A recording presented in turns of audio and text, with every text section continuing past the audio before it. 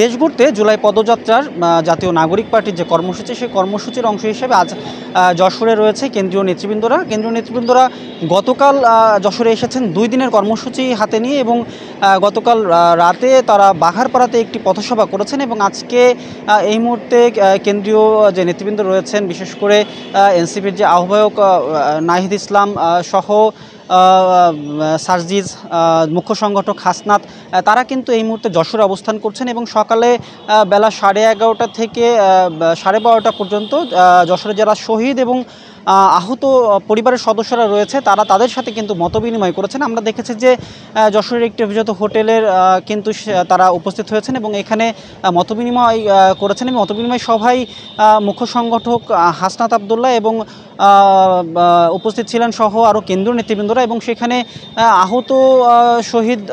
আহত জুলাই যোদ্ধাদের সাথে কিন্তু তারা দীর্ঘ সময় কথা বলেছেন। জুলাই যোদ্ধাদের অভিযোগ তারা শুনেছেন এবং চিকিৎসা সহ যে নানা রকম সমস্যা জুলাই যোদ্ধারা এই মুহূর্তে অনুভব করছে সেগুলো কিন্তু এনসিপি কেন্দ্রীয় নেতৃবৃন্দরা সেগুলো শুনেছেন। একই সাথে শহীদ পরিবারের যে সদস্যরা আজকে এখানে উপস্থিত ছিলেন মতবিনিময় সভায়, তাদের কথাও তারা শুনেছেন এবং তারা আশ্বাস দিয়েছেন যে এই সমস্ত সমস্যাগুলো নিয়েই কিন্তু এনসিপি নেতৃবৃন্দরা কাজ করছেন, সরকারের সাথে কথা বলছেন।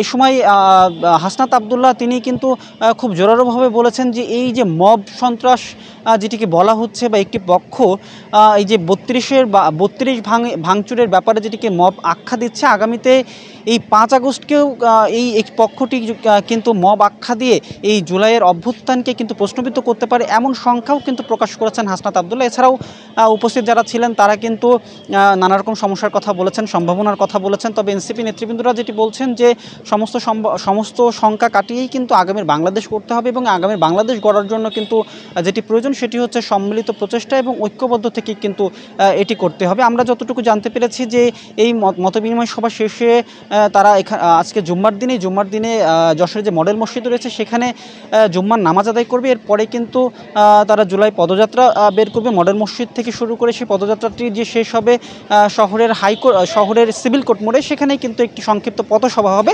এরপরেই কিন্তু যে এনসিপির কেন্দ্রীয় নেতাকর্মীরা তারা কিন্তু আসলে খুলনার উদ্দেশ্যে রওনা দেবেন। তো এই ছিল যশোর থেকে আমার কাছে সর্বশেষ। রায়হান সিদ্দিক, নয়া দিগন্ত।